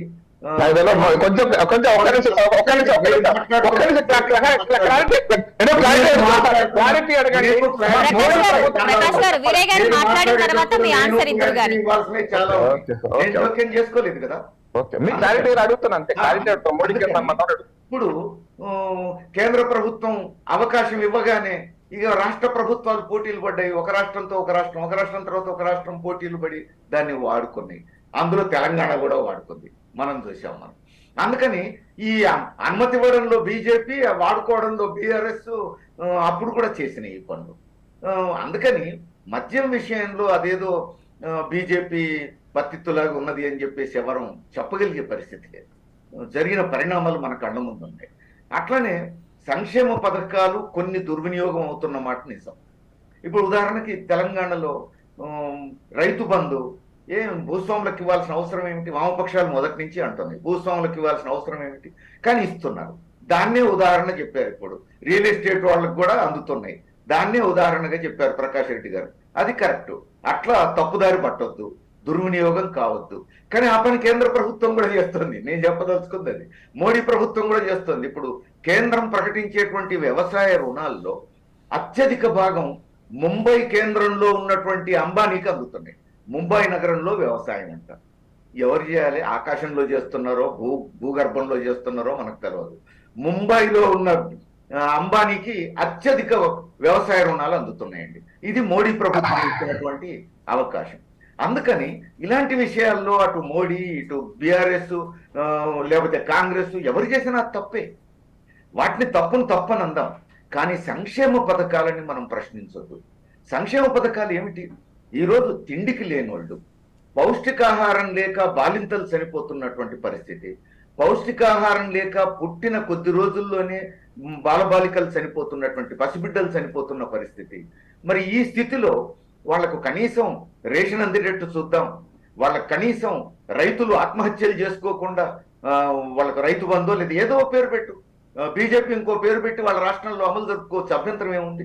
కానీ ఇలాంటి సహాయం రైతులకు చేద్దాం, వ్యవసాయ కూలీలకు చేద్దాం, నిరుపేదలకు చేద్దాం అని చెప్పేసి చెప్పాలి కదా. కానీ లేదు. ఇవాళ చూడండి, తెలంగాణలో బీఆర్ఎస్ ప్రభుత్వం ఉమ్మడి రాష్ట్రం నుంచి అమలు జరగనటువంటి కనీస వేతనాలని తెలంగాణ రాగానే మొత్తం చేస్తామన్నారు. తెలంగాణ వచ్చింది, ఇప్పటికీ కనీస వేతనాలు పునర్నిర్ణయం చేయలేదు. కాబట్టి సాధారణ కార్మికులకు కనీస వేతనాలు లేవు. సగం మంది కార్మికులు ఉత్తర భారతదేశం నుంచి వచ్చి ఈరోజు కాంట్రాక్ట్ కార్మికులుగా పనిచేస్తున్నారు. యూనియన్లు పెట్టుకునే అవకాశం లేదు, కనీస వేతనాలు లేవు. ఈ పరిస్థితుల్లో కొట్లాడదామనంటే నియంతృత్వ పోకడలు. మరోవైపు కనీస వేతనాల జీవో కేంద్రం అన్న ఏదన్నా ఇస్తే దాన్ని చూపించి ఇక్కడ రాష్ట్ర ప్రభుత్వంతో బేరమాడుకుందామని ట్రేడ్ యూనియన్లు అనుకుంటే, మోడీ గారు ఇచ్చినటువంటి కనీస వేతనాల జీవో ఎంతో తెలుసా అండి? రోజుకు 178 రూపాయలండి. అంటే నెలకు 4628 రూపాయలతో కుటుంబం బతకాలట మోడీ గారు చెప్తున్నారు. ఇది జీవో. ఇదేదో ఉపన్యాసంలో చెప్పింది కాదు, గవర్నమెంట్ ఆర్డర్, కేంద్ర ప్రభుత్వం ఇచ్చినటువంటి ఆదేశం. ఇప్పుడు యాజమాన్యాలు ఎక్కడికి పోయి వేతనాలు పెంచమన్నా దాన్ని చూపిస్తున్నారు. మీరు ఢిల్లీలో మోడీతో కొట్లాడుకోండి, మోడీ ప్రభుత్వమే చెప్పింది 4,628 రూపాయలు నెలకిస్తే చాలని, మేము ఇప్పటికే మీకు 8,000 ఇస్తున్నాం, 10,000 ఇస్తున్నాం, బాగా ఇస్తున్నాం, మిమ్మల్ని స్వర్గంలో పెట్టినాం అన్నట్టుగా మాట్లాడుతున్నారు కంపెనీల యజమానులు. ఇప్పుడు రాష్ట్ర ప్రభుత్వం కూడా కేంద్రానికంటే మేము ఇక్కడ ఎక్కువే ఉంది కదా అని మాట్లాడుతున్నటువంటి పరిస్థితి. అందుకని ఇట్లా పోటీ పడొద్దండి. ప్రజలకు వ్యతిరేకంగా చర్యలు చేపట్టడంలో పోటీ పడొద్దు. పేదలను ఆదుకుందాం, కాంట్రాక్ట్ కార్మికులను ఆదుకుందాం, అవుట్సోర్సింగ్ ఉద్యోగుల్ని ఆదుకుందాం, నిరుద్యోగుల్ని ఆదుకుందాం. ఈరోజు మోడీ గారు ప్రధానమంత్రి అయిన తర్వాత పెరిగిన నిరుద్యోగం భారతదేశ చరిత్రలో ఇంతవరకు లేదు అని చెప్పేసి కేంద్ర ప్రభుత్వ లెక్కలే బయటపెట్టినాయి. మరి ఆ పరిస్థితి రానివద్దు కదా మనం. అందుకని ఉపాధి అవకాశాలు పెంచే ప్రయత్నం చేద్దాం, పేదలకు సహాయం చేద్దాం, మహిళల్ని ఆదుకుందాం. రైట్ వీరయ్య గారు, అంటే మీరు అన్న సంక్షేమ పథకాల ఉద్దేశం మంచిదే అయినా కూడా ఎంతవరకు నిజంగా మీరన్నట్టుగా అర్హులకి మాత్రమే అది చేరుతుందనేది మనం ఖచ్చితంగా ప్రశ్నించుకోవాల్సిన అంశం. సో అన్ని రకాల పేర్లున్నా, సంక్షేమ పథకాలు ఎన్నున్నా కూడా అర్హులకు చేరేవి చాలా తక్కువనే మనం చెప్పుకోవాలి. సో సంక్షేమ పథకాలు తప్పు కాదు, కానీ ఎంతవరకు చేరుకుంటుంది అనేది దానికి సంబంధించిన వ్యవస్థ కూడా సరైన మార్గంలో ఉండాలి. రైట్ ప్రకాష్ గారు, మీరేం సమాధానం చెప్తారు? మీరన్న ఇందాక మాట్లాడబోతున్నారు. సో ఈ రుణాలకి సంబంధించి కానీ, లేదంటే మద్యం పాలసీలకి సంబంధించి కానీ, మనకి వీరయ్య గారు చేసిన వ్యాఖ్యలకి సంబంధించి మీ ఆన్సర్ ఏంటి?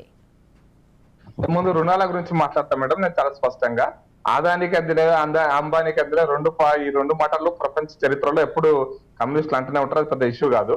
కానీ వ్యవసాయ రుణాలు పంట రుణాలు కాదు మేడం. ఈ దేశంలో పరిశ్రమలు, వ్యవసాయ ఆధారిత పరిశ్రమలు పెట్టడం కోసం కూడా రుణాలు ఇస్తారు. వ్యవసాయ ఆధారిత పరిశ్రమలు, అందుకోసం వ్యవసాయ ఆధారిత పరిశ్రమలు అభివృద్ధి చెందినప్పుడు రైతులకు వచ్చేటువంటి ధర ఏదో గిట్టుబాటు ధర కాదు, లాభసాటి ధర వస్తుంది. ఆ లాభసాటి ధర రానంత వరకు రైతులు కష్టాలే పడుతుంటారు. అది మనం గిట్టుబాటు ధర అని ఎంఎస్పీ పేరు మీద ఎంత ఇచ్చినా అది చావకుండా బతకడం కోసమే తప్ప లాభసాటి ధర రావాలంటే వ్యవసాయ ఆధారిత పరిశ్రమలు రావాలి. ఇప్పుడు ఆంధ్రప్రదేశ్ లో కానీ తెలంగాణలో కానీ, తెలంగాణలో కూడా నిజామాబాద్ లో కేంద్ర ప్రభుత్వం సబ్సిడీ ఇచ్చి ఒక ఫుడ్ ప్రాసెసింగ్ పార్క్ తయారు చేసినా ఇప్పుడు ఒక్క పరిశ్రమ కూడా రాలేదు. రాదు, ఎందుకంటే వీళ్ళు రావడానికి అవకాశం కల్పిస్తారు, వస్తే లంచాలు అడుగుతారు. ఇది పెద్ద సమస్య కదా మేడం. వచ్చిన లంచాలు అడుగుతారు, రాకుండా కంపెనీలు రాకుండా చూస్తారు. కాబట్టి వ్యవసాయ ఆధారిత పరిశ్రమలలో అది మీరున్నా నేనున్నా ఇంకొకరున్నా అప్పులు ఇస్తారు. దానికి మరి వ్యవసాయం బాంబేలో జరిగిందా అంటే వ్యవసాయ ఆధారిత పరిశ్రమలు ఎక్కడ పెడతారో తెలవాలి కదా. మరి తెలవకుండానే మాట్లాడితే అంబానీల మీద ఆధారాల పేరుతోటి రాజకీయాలు చేస్తున్నారు ఈ దేశంలో తప్పిస్తే ఇంకా మరి ఎటువంటి దీంట్లో ఉంటుందంటే ఈ దేశంలో ఏ పెట్టుబడిదారు ఉండొద్దు. అసలు ఈ దేశంలో పరిశ్రమలన్నీ ప్రభుత్వం నడపాలని చెప్పండి, తప్పేం లేదు. మీరు మేనిఫెస్టోలో చెప్తే అటువంటి మేనిఫెస్టో చేసి వాళ్ళకు మద్దతు ఇస్తే సంతోషపడుతుంటే మీ ఏ మన్మోహన్ సింగ్ అయితే ఈ దేశాన్ని నా దగ్గర పేపరే ఉంది, డంకెల్ ప్రతిపాదనలకు రాసుకొని పెట్టుకున్న డంకెల్ అనేటువంటి ఒక వ్యవస్థకి ఈ దేశ వ్యవసాయాన్ని సర్వనాశనం చేయడం కోసం ప్రయత్నం చేసాడు 91లో. ఆ మన్మోహన్ సింగ్ ప్రధానమంత్రి కావడం కోసం పెద్ద కట్టె పెట్టినటువంటి కమ్యూనిస్ట్ పార్టీలు దేశంలో. ఇంకా సిద్ధాంతాల గురించి మాట్లాడితే ప్రజలు నవ్వుకుంటారు. అందుకోసం నేను చెప్తున్నానంటే వ్యవసాయము ఇదొక పద్ధతి. దానికోసం ఆదాని పేరు అంబానీ పేరు చెప్పి వ్యవసాయ రుణాలు ఇస్తున్నట్టు కాదు మేడం. నాబార్డు పంట రుణాలు ఇస్తుంది, వ్యవసాయ ఆధారిత పనిముట్లకు నిధులు ఇస్తుంది, వ్యవసాయ ఆధారిత పరిశ్రమలేవి వ్యవసాయ ఆధారిత పరిశ్రమలకు అప్పులు ఇస్తున్నప్పుడు దాన్ని ఎవరికి ఇస్తారు? మీకు ఇస్తారు, నాకు ఇస్తారు, అందరికి ఇస్తారు. అందులో ఆదాని ఎగ్జామ్షన్ కాదు, అంబానీ కాదు. అడిగితే వాళ్ళకి ఇస్తారు, మీరు అడిగితే మనకు కూడా ఇస్తారు. వ్యవసాయ రుణాలకు వ్యవసాయ పరిశ్రమలకు ఇచ్చే రుణాలకు మధ్య తేడా తెలియకుండా ప్రజలను తప్పుదో పట్టించే ప్రయత్నం చేస్తారు. నెంబర్ 1, ప్రజలు తప్పుతో పట్టిస్తారు. నెంబర్ 1, ఇప్పుడు మీరు బ్రెడ్ కంపెనీ ఉంది, మిల్క్ కంపెనీ ఉంది. మిల్క్ కంపెనీలో హైదరాబాద్ లో ఉన్నటువంటి హెరిటేజ్ కంపెనీ ఎవరిది?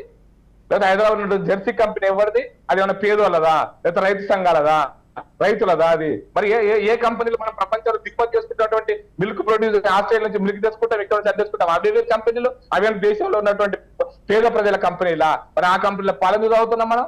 అంటే అందుకోసమనే నేనంటే మాట్లాడేటప్పుడు మనకు ఒకటి మాట్లాడుతున్నప్పుడు ఇంకో సమస్య వస్తుంది దేశంలో. అందుకోసం వ్యవసాయ ఆధారిత పరిశ్రమలు, వ్యవసాయ ఉత్పత్తి, పంటల ఉత్పత్తి, ఇది రెండు వేరుగా చూడకుండా రైతు పారిశ్రామికవేత్త అంటే చేద్దాం, మరి పెడదాం. సహకార సంఘాల పారిశ్రామికీకరణ కోసం ప్రయత్నం చేయండి, మీ మేనిఫెస్టోలో పెట్టండి. కాంగ్రెస్ మేనిఫెస్టో మద్దతు ఇస్తున్న కాంగ్రెస్ మేనిఫెస్టో కూడా తప్పేం లేదు, పెట్టమనండి. కానీ అటువంటి ప్రతిపాదన లేకుండా ఒక పేరు చెప్పి రాజకీయ పబ్బం గడుపుకునే ప్రయత్నం చేయడాన్ని ప్రజలు ఎప్పుడు హర్షించరు.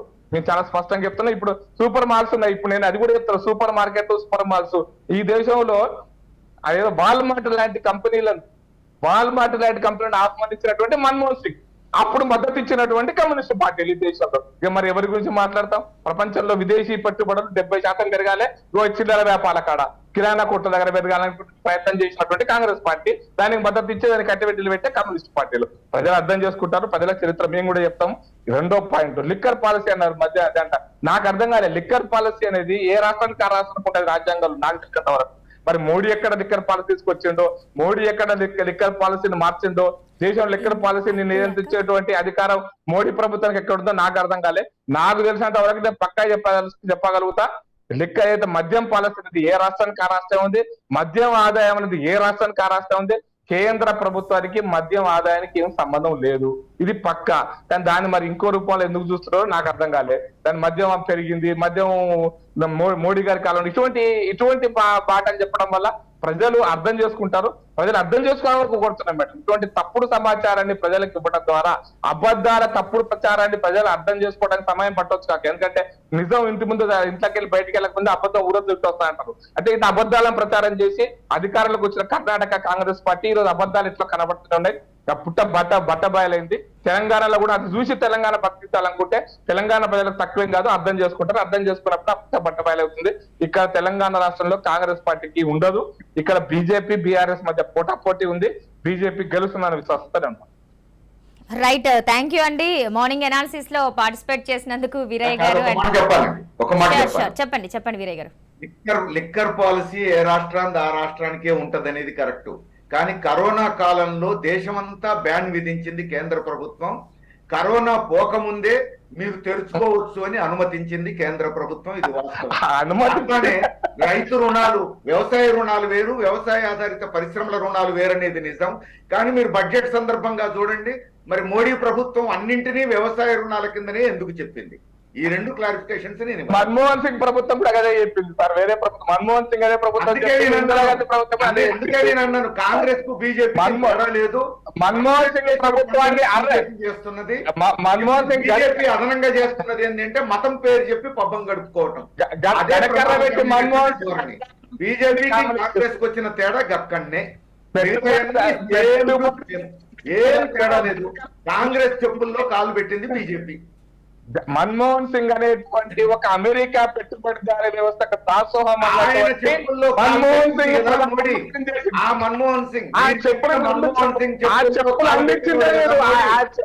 అందించిందే మీరు, ఆ చెప్పులు అందించిందే మీరు, ఆ చెప్పులు అందించిందే మీరు. మీరు కమ్యూనిస్టులు మీరు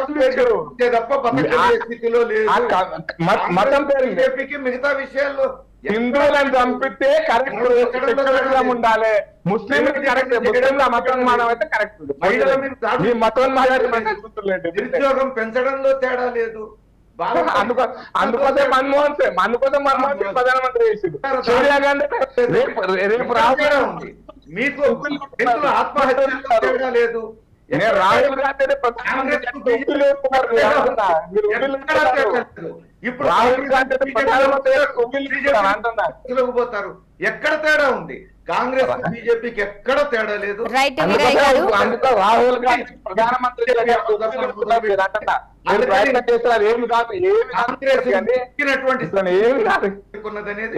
చాలా స్పష్టంగా కనపడతా ఉంది. మీరు ఏం పెట్టినా రాహుల్ గాంధీ పరిస్థితి వస్తా ఉన్నది. ఇవాళ మణిపూర్ చేస్తున్న పని ఏమిటి? మణిపూర్ బగ్గుమంటోంది. మహిళల్ని నడి రోడ్డు మీద వివస్త్రలను చేసి హైదరాబాద్ లో చేస్తుంది. హైదరాబాద్ లో ఎంఐఎం పార్టీ ఏం చేస్తుంది? దానికి మద్దతు పార్టీలు చేస్తాయి. నేను కేంద్రంలో అధికారంలో ముర్షిదాబాద్ లో ఏం జరిగిందో చెప్పండి. కమ్యూనిస్ట్ పార్టీ మాల్దాలో ఏం జరిగిందో చెప్పండి. ముర్షిదాబాద్ ఏం జరిగిందో చెప్పండి సార్. ముర్షిదాబాద్ బంగ్లాదేశ్ ముస్లింలు హిందువుల ముర్షిదాబాద్ మాల్దా కేరళ కేరళ జరిగిందో కేరళ జరుగుతుంది. ప్రజలు ఎవరిని మద్దతు ఇస్తారు కేరళలో కూడా తెలుసు. తయారైంది.